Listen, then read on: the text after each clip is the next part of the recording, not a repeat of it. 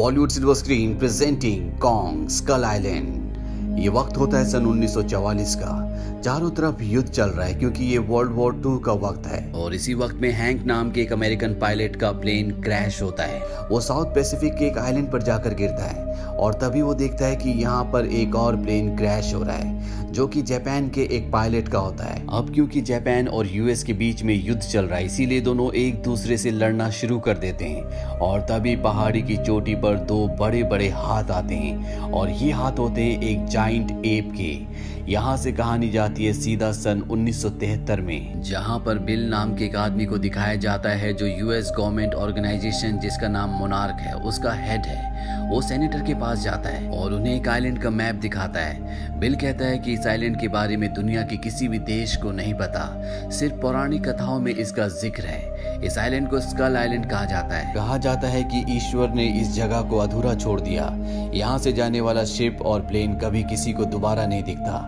ये जगह Bermuda triangle से भी ज्यादा खतरनाक है। सन 1954 में जब इस जगह पर न्यूक्लियर टेस्ट किए गए थे तो न्यूक्लियर टेस्ट नहीं थे बल्कि वो किसी को मारने की कोशिश कर रहे थे। और अगर इस जगह हम खोज करने के लिए जाएं तो हमें यहाँ पर बहुत कुछ मिल सकता है, पर सेनेटर इन्हें इजाजत नहीं देता। दरअसल इन्हें फंड की जरूरत है। पर जब सेनेटर को बताया जाता है कि 3 दिन बाद रशिया का एक सैटेलाइट उस आइलैंड के ऊपर से गुजरेगा और इसके बाद जो तस्वीरें हमारे पास है वो रशिया के पास भी होंगी, ये सुनकर सेनेटर इन्हें इजाजत दे देता है और इसके बाद ये पूरी की पूरी टीम उस आइलैंड के लिए निकल पड़ती है। इनके साथ जेम्स कॉनार्ड भी होता है जो वियतनाम वॉर लड़ चुका है और इस पूरी यात्रा में जेम्स इन्हें गाइड करेगा। ये सब के सब पानी के एक बहुत बड़े शिप से आइलैंड के पास पहुंच जाते हैं। यहाँ से इन्हें हेलीकॉप्टर्स में आगे जाना है पर आगे एक बहुत बड़ा तूफान होता है इसीलिए आगे कोई भी नहीं जाना चाहता। बिल कहता है कि हमें ये मौका दोबारा नहीं मिलेगा, हम सबको आगे बढ़ना चाहिए। बिल की बात सब मान जाते हैं और हेलीकॉप्टर्स में तूफान के अंदर एंटर कर जाते हैं जहां पर बहुत तेज बिजलियां चमक रही होती है। और जब ये उस तूफान को पार करते हैं तो ये स्कल आइलैंड पहुंच जाते हैं जो कि बहुत ही खूबसूरत होता है। यहाँ पहुंचने के बाद ये इस आइलैंड पर सिस्मिक बॉम्ब गिराते हैं। सिस्मिक बॉम्ब किसी को नुकसान पहुंचाने के लिए नहीं होता बल्कि इससे धरती में कंपन पैदा होती है जिससे इन्हें पता चल जाता है कि धरती के नीचे क्या है। ये अपने मॉनिटर में देखते हैं कि धरती नीचे से खोखली है यानी कि नीचे बहुत सारा खनिज पदार्थ है। ये पूरे आइलैंड पर इसी तरह से बॉम्ब गिरा रहे होते हैं और तभी एक हेलीकॉप्टर से एक बहुत बड़ा पेड़ आकर टकराता है जिससे वो क्रैश हो जाता है। और इससे पहले कि ये कुछ समझ पाते ये देखते हैं कि इनके सामने एक बहुत बड़ा जाइंट एप खड़ा है। ये जाइंट एप इतना बड़ा होता है कि इनके हेलीकॉप्टर्स उसके सामने खिलौने जैसे लगते हैं। ये सब उस पर गोलियां चलाना शुरू कर देते हैं जिससे एप गुस्से से भर जाता है और एक एक करके लगभग इनके सभी हेलीकॉप्टर्स को पूरी तरह से तबाह कर देता है। क्रैश हुए हेलीकॉप्टर्स में जितने लोग बचते हैं वो 2 टीम्स में बच जाते हैं। एक टीम को लीड करता है जेम्स और दूसरी को बिल जिसने यहाँ आने का प्लान बनाया था। उसके साथ कर्नल भी होता है जो अपने आदमियों को खोने के बाद बहुत ज्यादा दुखी होता है और वो बिल को गन पॉइंट पर ले लेता है। वो कहता है कि मुझे इस जगह के बारे में सब कुछ सच बताओ। बिल बताता है कि आज से 30 साल पहले मैं ल्योटन नाम के एक शिप पर था जो हमेशा के लिए गायब हो गया। उसमें 1000 लोग थे। उस पूरे शिप में एक मैं ही बचा था। सबको बताया गया कि वो शिप डूब गया लेकिन सच्चाई ये है कि हमारा शिप डूबा नहीं था बल्कि उसे एक मॉन्स्टर ने डुबाया था। मैं 30 सालों तक लोगों को ये बताता रहा लेकिन कभी किसी ने मेरी बात पर विश्वास नहीं किया। इस दुनिया में मॉन्स्टर होते हैं, हमसे पहले उन्हीं का इस धरती पर राज था और आज नहीं तो कल वो हम तक पहुंच जाएंगे और हम सबको जमीन के नीचे दफन करके एक बार फिर से इस पूरी धरती पर कब्जा कर लेंगे। मैं चाहता हूँ कि तुम हमें यहाँ से पूरे सबूत के साथ सुरक्षित वापस ले जाओ ताकि हम वो सारे सबूत मिलिट्री को दिखा सकें और वापस आकर इन सब मॉन्स्टर को हमेशा के लिए खत्म कर दें। वहीं दूसरी तरफ जेम्स और उसके साथियों को दिखाया जाता है। जेम्स सबको कहता है कि हमें नदी के सहारे समंदर तक पहुंचना होगा, वहां पर हमारा शिप 3 दिनों तक रहेगा।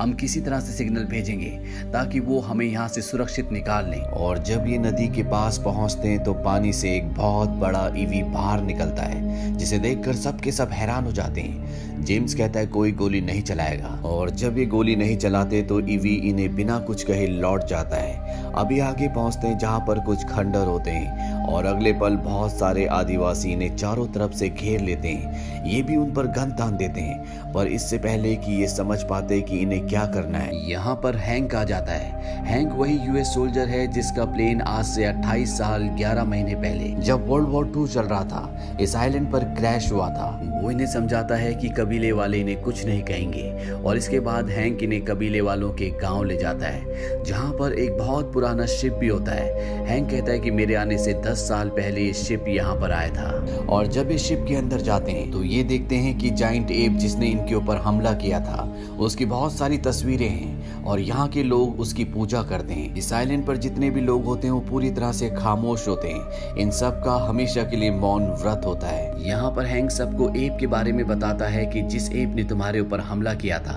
उसका नाम कॉन्ग है, वो यहाँ का राजा है, वो यहाँ पर सबकी सुरक्षा करता है। जब मेरा प्लेन यहाँ पर क्रैश हुआ था तो एक जैपनीज प्लेन भी क्रैश हुआ था और उसका पायलट मेरा दोस्त बन गया था। लेकिन धरती के नीचे कुछ ऐसे जीव हैं जो छिपकलियों की तरह दिखते हैं, उन्हें मैं स्कल क्रॉलर कहता हूँ। वो मेरे जैपनीज दोस्त को खा गए। उन सभी छिपकलियों में एक छिपकली इतनी बड़ी है जो कॉन्ग के पूरे परिवार को, पूरी जाति को खा गई और अब कॉन्ग अपनी जाति का आखिरी बचा हुआ है जो अब भी बढ़ रहा है। कहा जाता है कि अगर कॉन्ग खत्म हो गया तो विशाल स्कल क्रॉलर बाहर आ जाएगी और यहाँ इस आइलैंड पर हर एक चीज को खत्म कर देगी। ये हैंक से पूछते हैं कि कॉन्ग ने हमारे ऊपर हमला क्यों किया।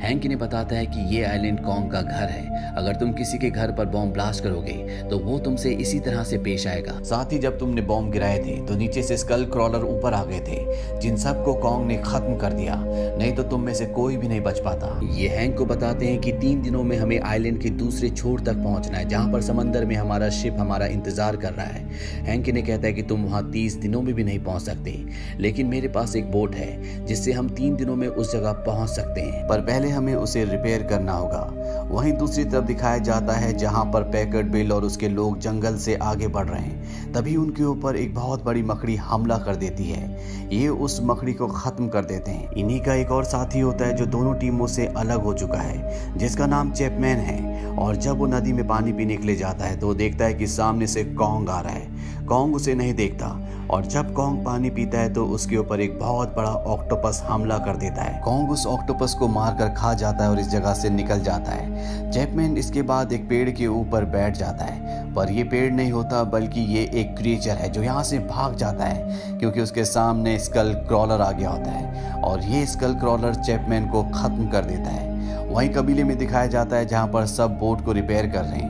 इन्हीं में एक लड़की होती है जिसका नाम मेसन है जो कि एक फोटोग्राफर है। और जब वो कबीले के बॉर्डर पर लकड़ी की बनाई हुई एक खतरनाक दीवार के दूसरी तरफ जाती है तो वो देखती है कि उनका हेलीकॉप्टर एक बहुत बड़े जंगली भैंसे के ऊपर पड़ा है जो अभी भी जिंदा होता है। मेसन हेलीकॉप्टर को उठाकर उस भैंसे की मदद करना चाहती है पर हेलीकॉप्टर बहुत भारी होता है।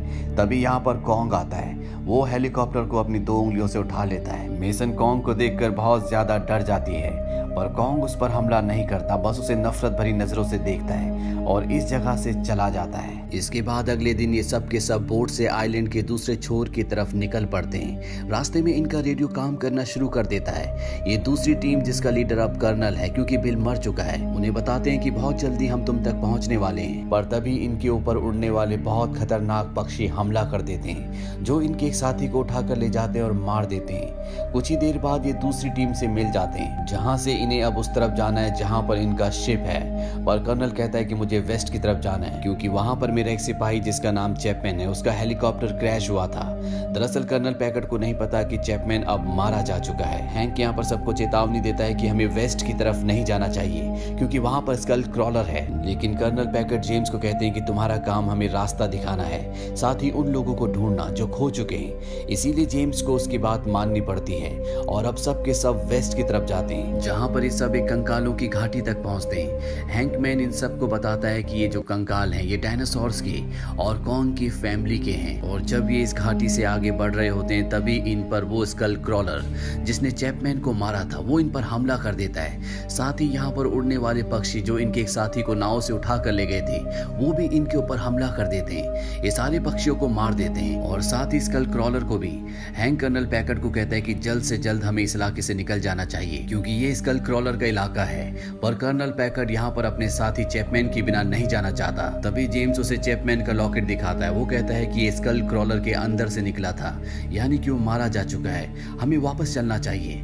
लेकिन कर्नल पैकर्ड कहता है कि मैं उसके हेलीकॉप्टर तक जाना चाहता हूँ, क्योंकि उसके अंदर बहुत सारे हथियार हैं जिससे हम कॉन्ग को मार सकते हैं। ये सुनकर हैंक हैरान हो जाता है। वो कहता है कि तुम कॉन्ग को नहीं मार सकते, यहाँ के लोग उसकी पूजा करते हैं, वो इस आइलैंड की रक्षा करता है। जेम्स कहता है वैसे भी चैपमैन को कॉन्ग ने नहीं मारा, उसे स्कल क्रॉलर ने मारा था, हमें खतरा स्कल क्रॉलर से है। कर्नल पैकर्ड कहता है कि मैं स्कल क्रॉलर्स को तो मारूंगा ही, साथ ही कॉन्ग को भी, क्योंकि उसने मेरे बहुत सारे सिपाहियों को मारा है। जेम्स कहता है कि अगर तुम हेलीकॉप्टर तक जाना चाहते तो जाओ, मैं बाकी लोगों के साथ बोट से शिप तक जाता हूँ ताकि हम उसे वहां पर रोक सके। और इसके बाद कर्नल पैकर्ड अपने आर्मी सोल्जर्स के साथ हेलीकॉप्टर की तरफ निकल पड़ते हैं। कुछ दूर जाने के बाद इन्हें वो सारा का सारा असला बारूद हेलीकॉप्टर में मिल जाता है। वहीं दूसरी तरफ जेम्स, मेसन और बाकी के जितने भी सिविलियंस होते हैं वो सब के सब बोट की तरफ जा रहे होते हैं। जेम्स और मेसन सबको रास्ते में छोड़कर एक पहाड़ी की चोटी की तरफ निकल पड़ते हैं ताकि ये देख सकें कि इनका शिप कहां पर है। जब ये पहाड़ी की चोटी पर पहुंचते हैं तब तक रात हो जाती है और अगले पल इनके सामने कॉन्ग आता है। ये उसे देखकर डर जाते हैं और जल्दी ये समझ जाते हैं कि कॉन्ग इन्हें नुकसान नहीं पहुंचाना चाहता। मेसन जो पहले भी कॉन्ग से मिल चुकी है वो उसे हाथ लगाती है, जिससे इन दोनों को एहसास होता है कि कॉन्ग एक शांति प्रिय एप है। तभी जंगल में एक ब्लास्ट होता है जो कर्नल पैकर्ड और उसके साथियों ने किया होता है। दरअसल उन्होंने कॉन्ग के लिए एक ट्रैप बिछाया है। कॉन्ग जब उस जगह पहुंचता है तो वो इनके ट्रैप में फंस जाता है। वो बुरी तरह से जल जाता है, जिस वजह से कॉन्ग बेहोश हो जाता है और अब ये कॉन्ग को बॉम्ब से उड़ाना चाहते हैं। पर इससे पहले कि ये ऐसा करते यहाँ पर जेम्स, मेसन और हैंक आ जाते हैं, जो कर्नल पैकर्ड को गन पॉइंट पर ले लेते हैं और उसे बॉम्ब ब्लास्ट करने से मना करते हैं। कर्नल पैकर्ड अपने आदमियों से कहता है कि इन्हें खत्म कर दो, लेकिन अब उसके जो सोल्जर्स हैं वो भी उसके खिलाफ हो चुके हैं, क्योंकि वो जानते हैं कि कॉन्ग इनका दुश्मन नहीं है बल्कि इनका दुश्मन स्कल क्रॉलर है। और तभी पानी के अंदर से एक जाइंट स्कल क्रॉलर बाहर निकलता है और इससे पहले कि वो इन सबको खत्म करता, कॉन्ग होश में आ जाता है। और इससे पहले कि कर्नल पैकर्ड बॉम्ब ब्लास्ट करता, कॉन्ग उसे अपने हाथ के नीचे दबा देता है। अब यहाँ पर कॉन्ग के बीच में और स्कल क्रॉलर के बीच में घमासान लड़ाई होना शुरू हो जाती है। बाकी के सभी लोग अपनी बोट की तरफ भागना शुरू कर देते हैं और जब ये सब के सब बोट की तरफ जा रहे होते हैं, स्कल क्रॉलर इनके ऊपर हमला कर देता है। लेकिन इससे पहले कि वो इन्हें मारता, कॉन्ग स्कल क्रॉलर के ऊपर एक जोरदार हमला करता है और एक बार फिर से स्कल क्रॉलर और कॉन्ग के बीच में घमासान लड़ाई शुरू हो जाती है।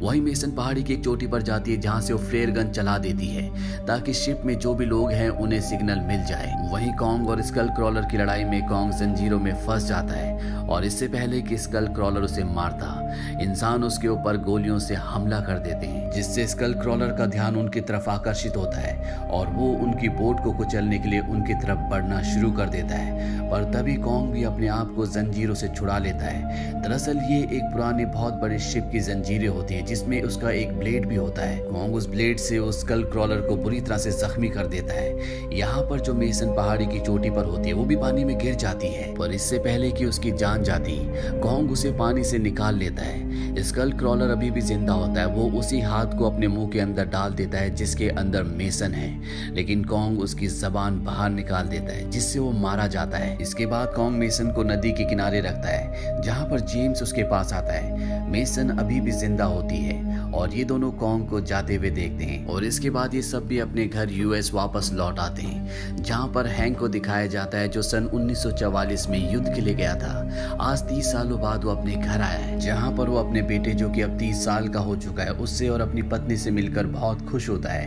पोस्ट क्रेडिट सीन में हमें दिखाया जाता है कि जेम्स और मेसन को अपने सीक्रेट ऑफिस में रोक रखा होता है और तभी यहाँ पर ब्रूक और सेनली आते हैं जो कि इन दोनों के साथ आइलैंड पर थे और वो इन्हें बताते हैं कि कॉन्ग ही अकेला किंग नहीं है बल्कि यहाँ पर कुछ और भी है। ये इन्हें गॉडजिला और गिधोरा की लड़ाई की पेंटिंग्स दिखाते हैं जो आपस में लड़ रहे होते हैं। मोनार्क ऑर्गेनाइजेशन का यही काम है कि वो ऐसे जीवों को जो धरती पर इंसानों के लिए खतरा है उन्हें किसी भी तरह से इंसानों से दूर रखना या खत्म करना। इसका नेक्स्ट पार्ट है गॉडजिला, जिसका लिंक हमने नीचे डिस्क्रिप्शन में दिया है। ये फिल्म ईयर 2017 में रिलीज हुई थी। IMDb पर इसकी रेटिंग है 6.6। इस फिल्म का बजट था $185 मिलियन और बॉक्स ऑफिस पर इसने कमाई की थी $566.7 मिलियन की। उम्मीद करते हैं कि ये कहानी आपको पसंद आई होगी।